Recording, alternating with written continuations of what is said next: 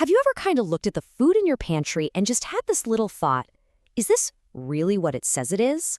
Well, today, we're going to turn your kitchen into a crime lab, and you're going to be the detective. So let's get started, because our investigation begins right now. So let's start with the official word.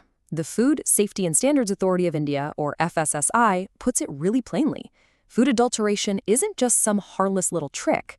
It's a practice that's meant to deceive us, and you know what? It can actually be a risk to our health.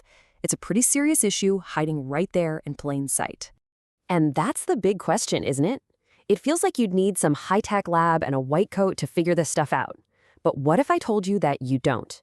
What if the only tools you really need are like a glass of water, your own 2 eyes, and just a little bit of know-how? Okay, so first, let's really understand the crime here. Food adulteration is all about deception. It's about making a product cheaper to produce, or maybe making it look like it's a higher quality than it actually is. It's basically a game of smoke and mirrors, and it's being played with the food we eat every day. So let's be super clear about what this means. This is not about something accidentally falling into the food during processing. Oh no. This is the intentional addition of stuff to cheat you, the person buying it. Whether it's bulking up spices with sawdust or watering down milk, the end goal is always deception.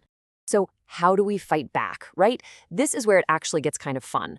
Our main guide for this whole explainer is the FSSAI's DART manual, and that stands for Detect Adulteration with Rapid Test. You should really think of this as your official government-issued detective kit for your kitchen. And you want to know the best part?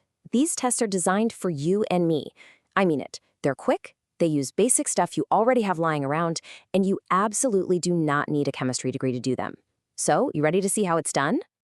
We're going to start our investigation with the things you probably use every single day. You know, the staples we just take for granted as being pure. Let's pull them off the shelf and put them under our new magnifying glass. All right, our first case is, well, it's a bit of a shocker. Milk can sometimes be adulterated with detergent. Yeah, detergent. It's done to give it that frothy, thick look. But there's an incredibly simple way for you to check. And that is it. Seriously, just 3 easy steps. You take a little bit of your milk, add about the same amount of water, and just give it a really good, vigorous shake. And here is where you see the result. Check this out. See, pure milk, it'll create just a thin little layer of foam that disappears pretty quickly. But milk with detergent in it, it forms a thick, dense lather, just like soap suds. The difference is just, it's so obvious you can't miss it. All right, next up on the docket, honey. Honey is a classic target for this stuff, often diluted with nothing more than plain old sugar syrup. It might look the same in the jar, but it's a fake. Thankfully, the test to expose it is almost magical in how simple it is. All you need for this is a clear glass of water. That's it. You're not stirring, you're not shaking, nothing. You just let 1 single drop of honey fall into the glass, and then you just watch what it does. And here is the dead giveaway. Just look at the difference. Pure, dense honey holds its shape. It sinks right to the bottom in a little glob. But honey that's been watered down with sugar solution, it starts to dissolve and spread out almost immediately. Case closed. Okay, now let's turn up the heat a little bit and move over to the spice rack. Now, this is a real hotspot for adulteration, because powders and little seeds can so easily hide other stuff that's just designed to add weight and cut the manufacturer's costs. I mean, think about it. Black peppercorns. They all pretty much look the same, right? Which makes them the perfect place to hide a cheaper look-alike. But what exactly is that look-alike? Well, the answer is pretty surprising. Papaya seeds. Yeah, papaya seeds are dried to look just like peppercorns. And according to the FSSA, they have a repulsive flavor, which is definitely not what you're going for in your dinner. But here's the easy way to bust them. Just drop a spoonful into a glass of water. The real heavy black pepper will sink, while those lighter papaya seeds will float right to the top. Okay, detective, time for a quick-fire round. Let's grab the turmeric. Its beautiful, vibrant color is its key feature, right?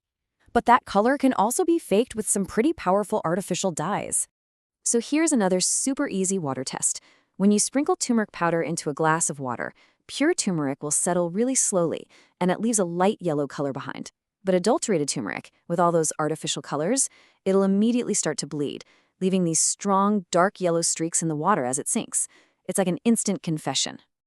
So, wow, we've uncovered detergent in milk, sugar in honey, and even papaya seeds in our pepper. We've learned the techniques. But what's the big takeaway from all of this? What does it all mean?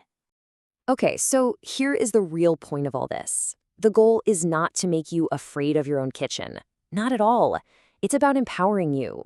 It's about swapping that suspicion for awareness, and it's about giving you the tools you need to take back a little bit of control. So you've basically just been equipped with a brand new set of skills.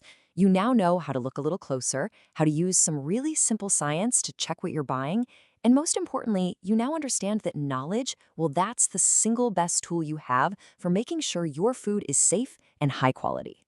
So we'll end on this one thought. You've seen just how easy it is to pull back the curtain and expose some of these tricks. The only question left is, now that you're a kitchen detective, what are you going to find when you open your own pantry? The investigation is in your hands.